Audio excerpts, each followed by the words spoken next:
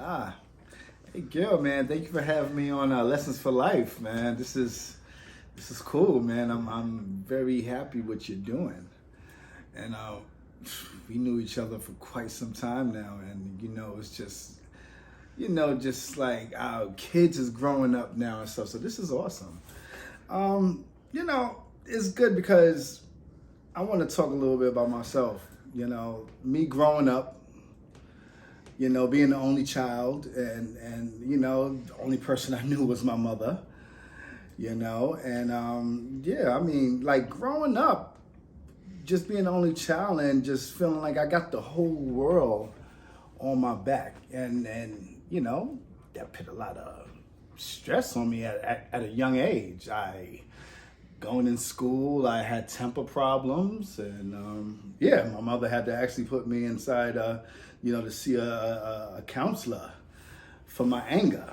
Nobody will ever know it now because everybody would say, oh, he's such a cool guy. But when I was like 11, 12, father not being there, and just watching my mother, like, the single mom, and just on a day-to-day basis of, her way of looking at the world, and where my anger spawned from was just watching how people was taking her kindness for weakness.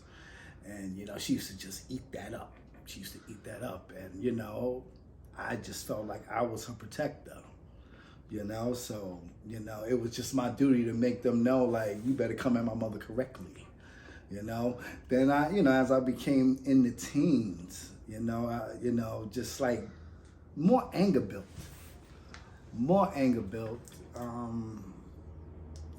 I'd start really talking back to her. And she used to give me the Mike Tyson blows. I mean, I was, but, she understood that, well, my biological wasn't there. And my stepfather, which the one that raised me, he got murdered, inside his furniture store that he ran uptown in Harlem. Him and his father, my grandfather, may they both rest in peace. And just like that, like that moment of my life and stuff like that, just growing up, and I just thought my mother was the strongest person to me, but then I seen how weak she was, she'd gotten when it came to family relatives, living in the household of just like bad energy, bad vibes, Me and my mother was just the happiest people. And the people that we lived with just couldn't understand that. They couldn't take that. Like, why are these people so cool? Why, what I'm saying? That's why I say one of my flows, he's too black, he's too fat, he can't be that smart to put words together like that. He worries me. How can one be that trustworthy? His soul is good, his energy hurts me. People couldn't understand that. Because,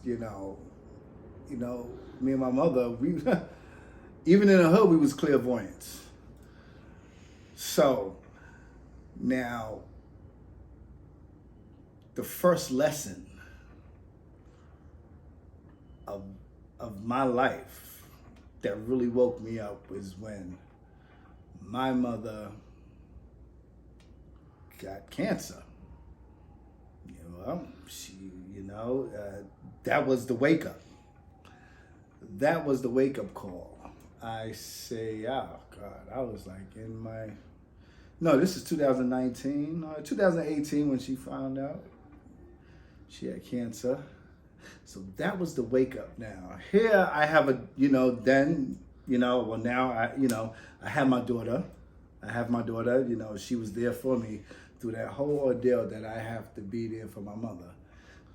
That was the first lesson, which was the coldest winter.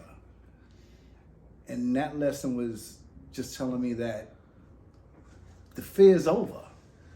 Your fear, because mommy is going. Mommy is going now. That fear you had, that fear I had of her leaving me and what to do, it was here. It was coming. any given moment. Coldest winter ever. And it taught me. The first lesson was really when I had my daughter. When the sonogram said it was a girl. Two things: ready to risk my life, and my freedom. You know. But then, when she was born, then the second lesson hit when my mother contracted cancer. You know, caught cancer. So now I had these two things. That these two situations, life situations that which changed my mentality of the world. One, having my daughter, although I was always good to women, but it made me look at women totally different. And then, two, my mother having cancer, which that life lesson just taught me, like, okay, now you have to stand up. Yeah, you are a man, but now you have to prove to your daughter, to my daughter. So like all the fear that I had just like totally just disappeared, and stood my ground. I had to stand my ground. I don't know, growing up, I was a happy child growing up. I definitely was a happy child growing up. I wasn't always mad. I was just never the type of kid to joke. I had friends that wanted to snap and stuff, and when it came to snapping on me, I don't like snapping, so I used to always hit them. And that's why I had to go to counseling, because I used to just solve my problems with hitting people. But as you get older and stuff like that, and have a child, you start to think more now. Like you watch your step, every step of the day. As I wake up, I remember when I had to take my mother to the hospice. She was going to the hospice, meaning she was going to be staying inside this hospital. She's not coming back home. New Year's Eve of 2019, New Year's Eve. And, they taking her, the guy taking her out of the ambulance car. And, as we bring her in, he says, Happy New Year. I'm looking at him like, I know he's being nice, but I'm like, she's fucking dying. What's so happy about the New Year's coming? And she started crying when he said that. So, like that, although it was a nice fucking gesture, but I guess he ain't know what was her, situation. But that kind of got me fucking mad, because she's not going to make it to the new fucking year. So, man, worst winter ever. I had to, after work, walk up that long ass hill in the Bronx to her hospice. Every day, seeing her in the bed. She's not functioning no more, She's just pretty much in a deep sleep. And I see me just humped over her, just praying next to her. It's just quiet, pretty much waiting for her to just pass on, because the pain she's going through and the pain I'm going through, and thank God for my daughter for keeping me sane. And I couldn't put all that on her. She was only 4 or 5 years old, I couldn't put all that on her, but she don't even realize how much she really came through for me, and been there for me. So, yeah, man. And,